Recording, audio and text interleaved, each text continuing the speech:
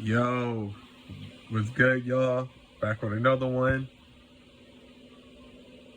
I can't even describe how I fucking feel. That's why it took me so long to make this video, because I wanted to make this video last night, but I was on clout nine. I couldn't fucking, my body couldn't move. I was like sitting there just soaking it in, pause, that the New York Knicks are fucking champions. Like, I can't even describe the fucking feeling, man. Like, wow. The New York Knicks winning an NBA championship in my lifetime. Like, a few years ago, before we got Jalen Brunson, I didn't think it was possible. But it all started with getting, Leon Rose started off, oh my God. It started with hiring Leon Rose because he had to strip this team down to the bones, because how should I say this, man? Because I'm just, wow.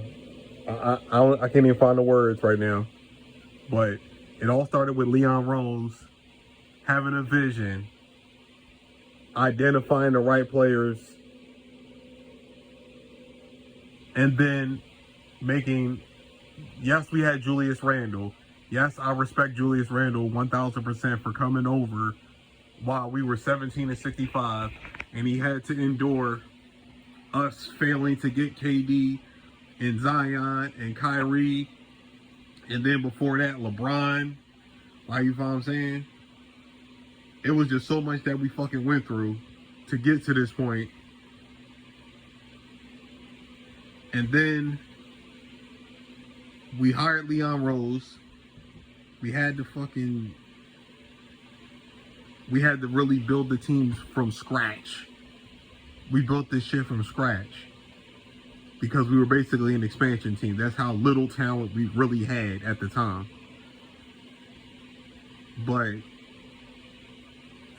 And I do, even though I've had my issues with Tom Thibodeau, I give him credit too, because he built the culture that we had. Tom Thibodeau built the culture. He instilled the toughness into our players. And then we had to go get talent. We had to go get Jalen Brunson. And then we went to go get Josh Hart after that. We had a good season in 2023. Lost to the Heat in the second round. But that showed me right there, that showed the front office right there, that Jalen Brunson was the right guy to build the team around. And also not trading for Donovan Mitchell was also the fucking move that was great that we didn't make. Because if we would have traded for Donovan Mitchell, we wouldn't have been able to get OG Anunoby and Mikal Bridges and Karl Anthony Towns. We wouldn't have been able to get those guys if we did trade for Donovan Mitchell. But man, I'm having a hard time with my words right now, y'all, because I can't.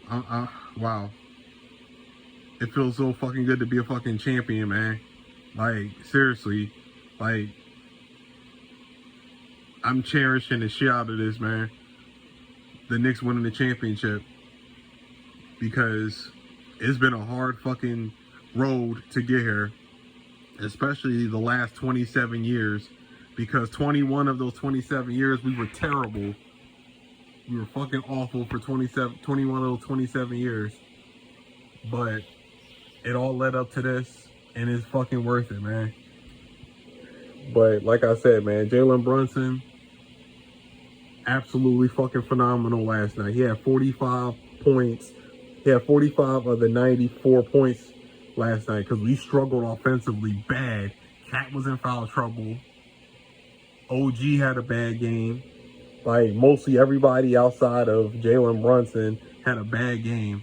Mikal was solid and Josh was solid, but everybody else had a bad game. But Jalen Brunson literally carried us on his fucking back. He literally pulled a Michael Jordan from 1998 against the Utah Jazz where he had to score 45 and 87 points to beat the Jazz. Jalen did that type of fucking thing yesterday, man.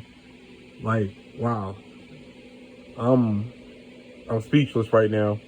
And then after firing Tom Thibodeau, we had to go hire Mike Brown. And the funny thing about it is Mike Brown wasn't even our first choice.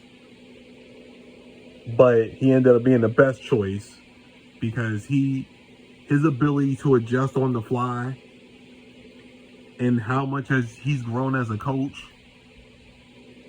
it just showed during this whole entire season. Because honestly, during the season, Mike Brown didn't really like run his system as much during the season. He just let them play. He saved his bag of tricks for the playoffs. And even after we got down 2-1 to the Atlanta Hawks,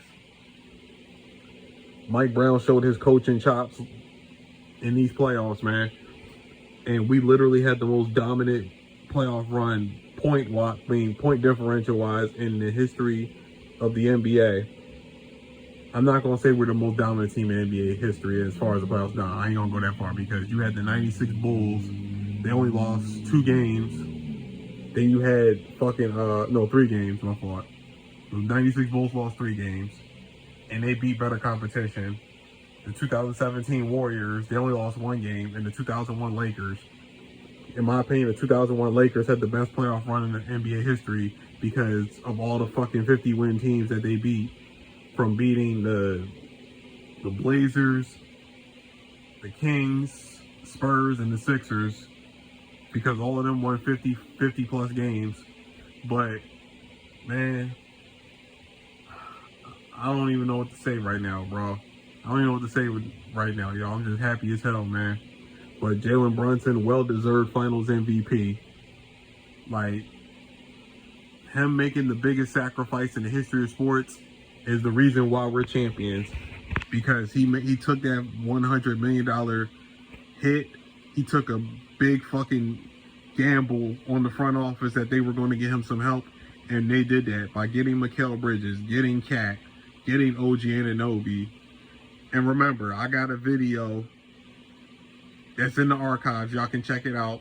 I said after we lost to the Miami Heat that getting OG Anunoby and Karl Anthony Towns was my 2 biggest moves that I wanted us to make at the time. Y'all can check the archives if you think I'm fucking capping. We ended up getting both of them, but getting Mikal Bridges was not on the docket, but it ended up working out. But man, I'm just fucking ecstatic right now, y'all. Like, I'm gonna make a video later, probably today, to just give a full breakdown. But right now, this is just a happy video, man. Congratulations to the New York Knicks. Y'all made us fucking proud as fans. But y'all tell me what y'all think. I'm hollering at y'all. Peace.